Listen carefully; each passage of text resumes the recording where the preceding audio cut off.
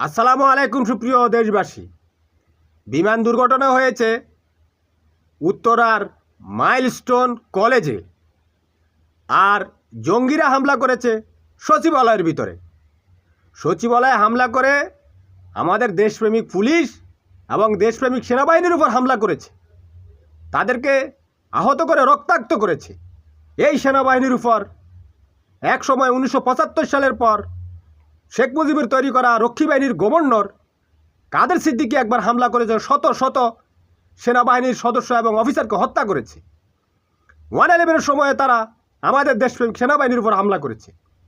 আবার আজকে উত্তরায় আমাদের সেনাবাহিনীর উপর হামলা করেছে, গোপালগঞ্জেও হামলা করেছে। একটা অর্বাচীন বালককেও বলতে শোনা যাচ্ছে তারা চাঁদা তুলে শেখ হাসিনাকে বাংলাদেশে নিয়ে আসবে। এ সমস্ত মূর্খ অর্বাচীন জঙ্গিরা জানে না শেখ হাসিনা ভারতীয়